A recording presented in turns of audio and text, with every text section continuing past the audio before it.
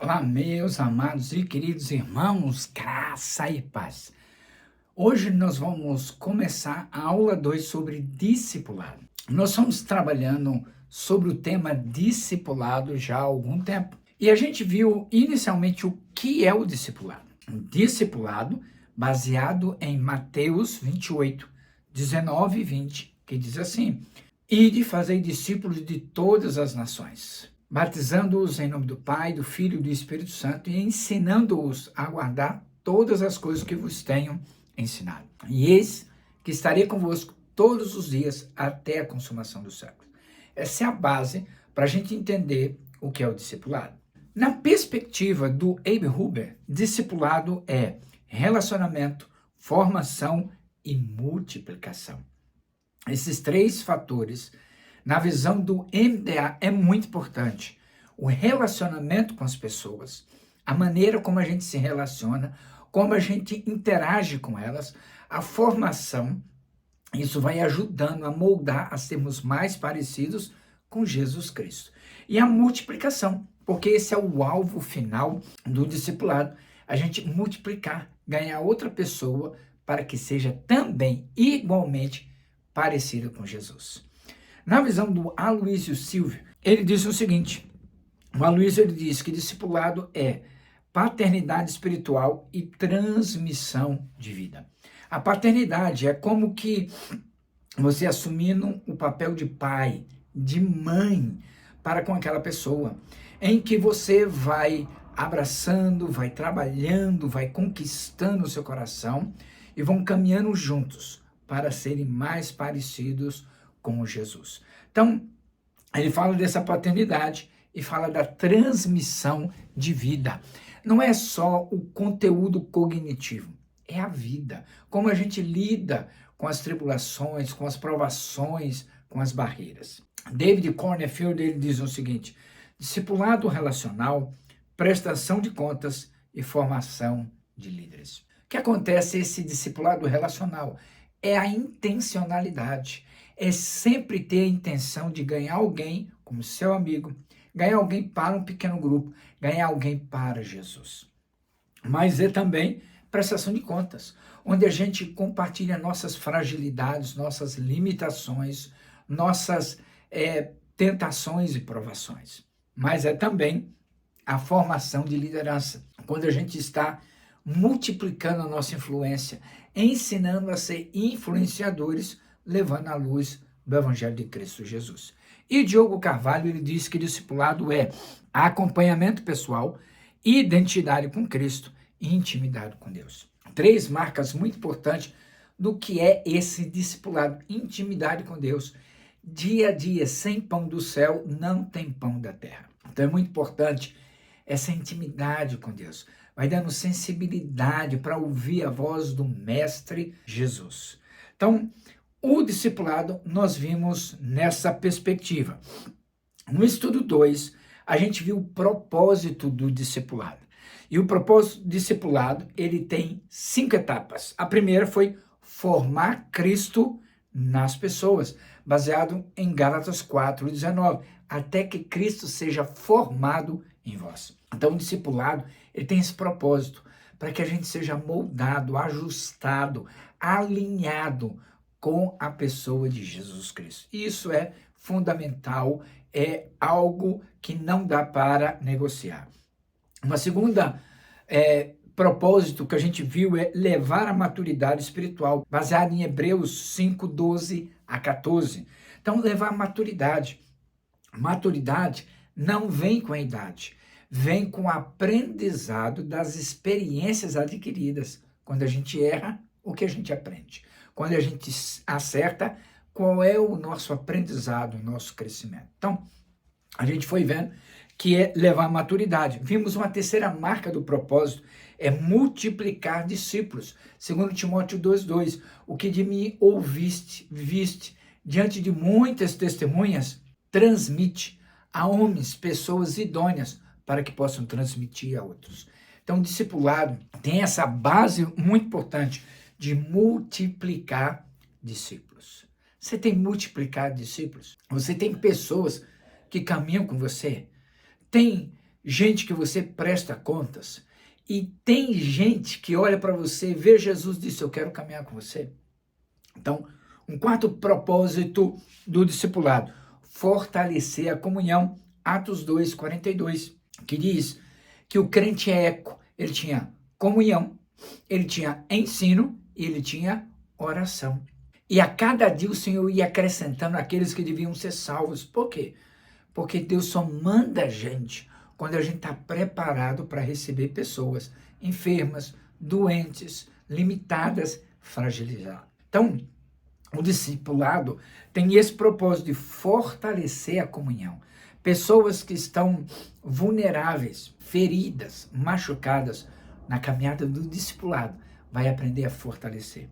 Quinto propósito, preparar para a missão, Efésios 4, de 11 a 12.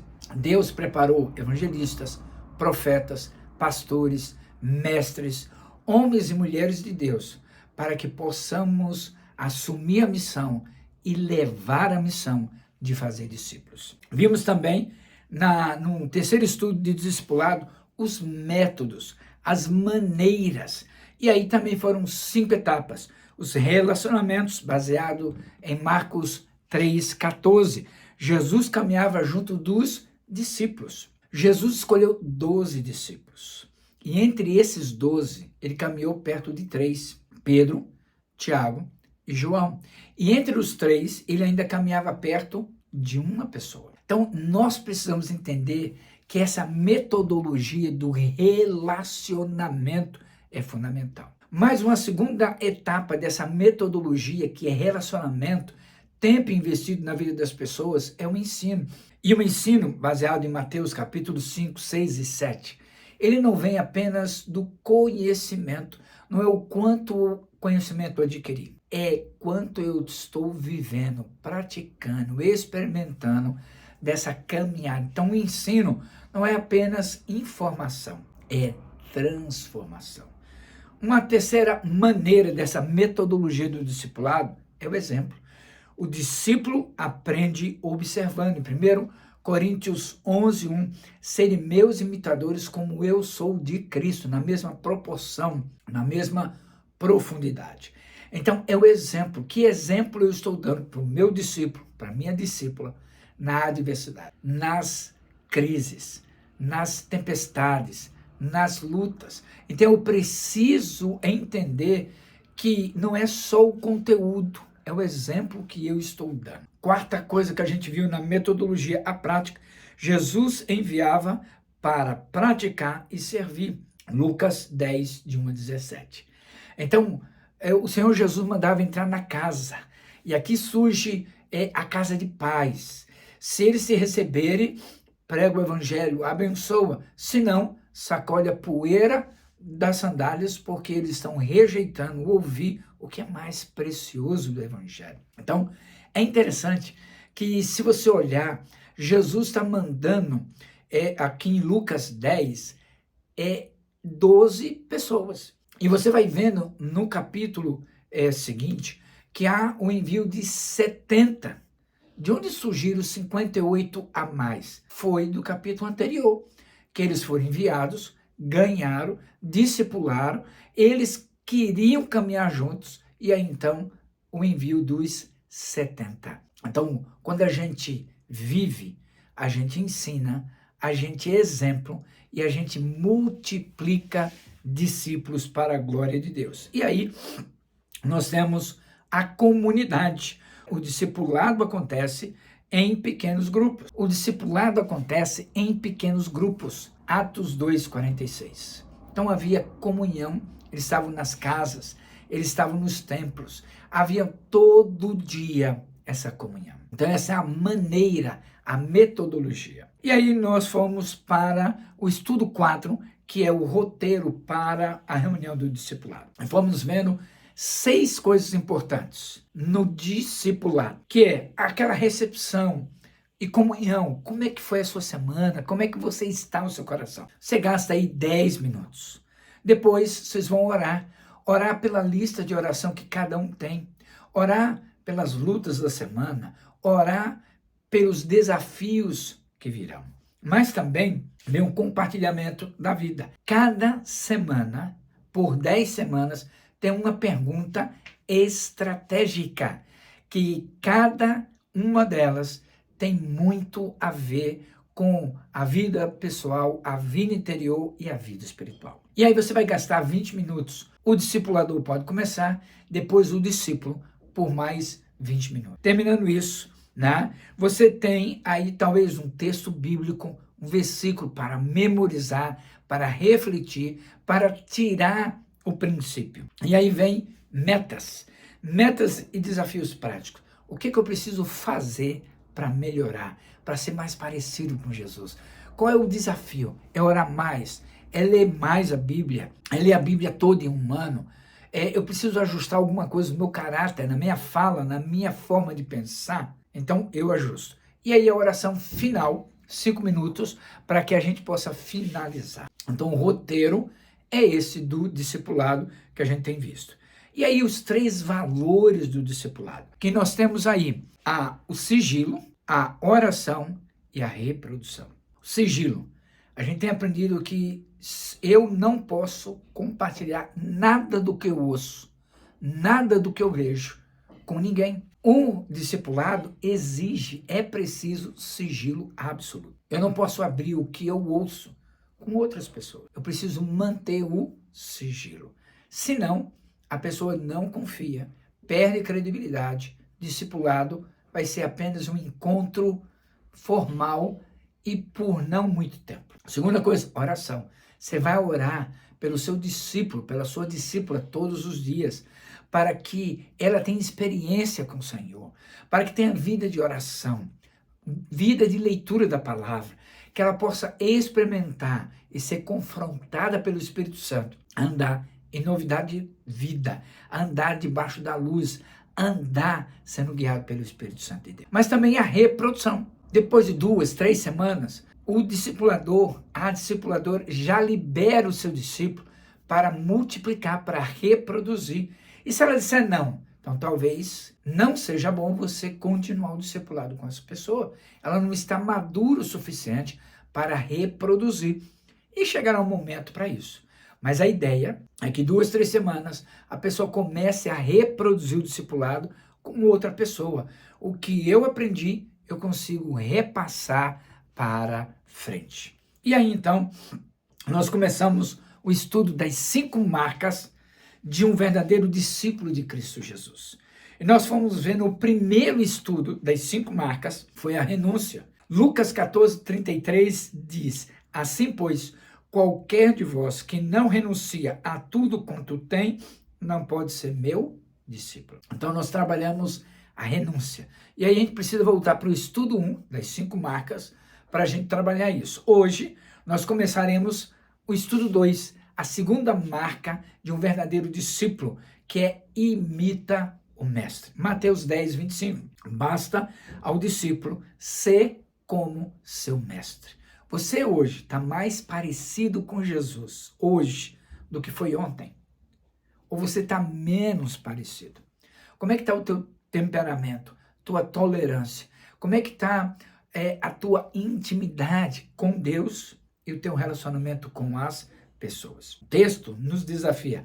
Basta ao discípulo ser como seu mestre. Ele não está dizendo ter o que o mestre tem, mas ser como o mestre é. Esse é o desafio de imitar o mestre.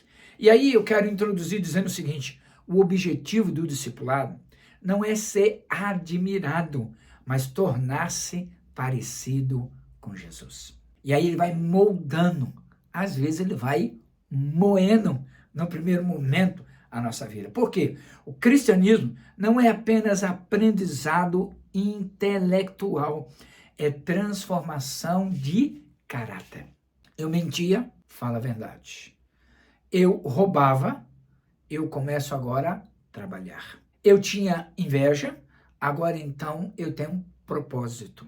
Então eu começo a ter o meu caráter sendo formado, trabalhado para o louvor da glória de Cristo Jesus. E aí, qual é o exemplo que nós temos para a gente trabalhar? O Muth Era conhecido por sua simplicidade e compaixão. Então, um certo dia, um homem comentou: eu gostaria de ter o seu conhecimento bíblico. Moody respondeu: mais importante do que conhecer a Bíblia é permitir que a Bíblia transforme você. Então, o que precisa ser transformado aqui na minha vida? Que mudança, que alteração, que valores são importantes do céu que eu preciso incorporar na minha vida? Algumas verdades. Primeira delas, o discipulado aprende observando Jesus. O discípulo aprende observando Jesus. Os discípulos viram Jesus orando, servindo, amando e perdoando. Então os discípulos foram aprendendo na medida que observavam. Seus discípulos vão aprender com você, observando você, orando, servindo, ensinando, amando, perdoando, influenciando pessoas. Segunda verdade, o caráter fala mais alto que os dons. Talento impressiona pessoas. Caráter influencia gerações. Eu tenho talento e Deus deu talento, dom para todo mundo. E Ele pode ainda dar outros. Quando a gente não usa, como a gente não está usando, Ele pega aquele talento, aquele dom e dá para outro. Simples assim. Agora, o caráter influencia as pessoas. Quando as pessoas confiam em nós, sabem que o nosso sim é sim, sabem que o nosso não é não, elas confiam. E por confiar, as coisas mudam, melhoram. Terceira verdade, o mundo precisa ver Jesus em nós. Somos chamados para refletir Cristo em casa, no trabalho e na igreja. Refletir Cristo. A atmosfera muda quando a gente chega. Quem tem experiência com Cristo, quem está andando com Cristo, onde chega a atmosfera muda por causa da sua autoridade espiritual. E a pergunta é a seguinte: o que as pessoas veem quando observam sua vida? O que elas veem? Alguém com talento ou só com talento? Tem talento e tem caráter. Então, o que elas conseguem ver? O que elas admiram em você? Essa é a primeira pergunta para você discutir. Segundo, qual característica de Jesus você mais admira? Você já estudou sobre a vida de Jesus? A caminhada com Jesus? O que você mais admira em Jesus? O amor dele extravagante? A capacidade de perdoar?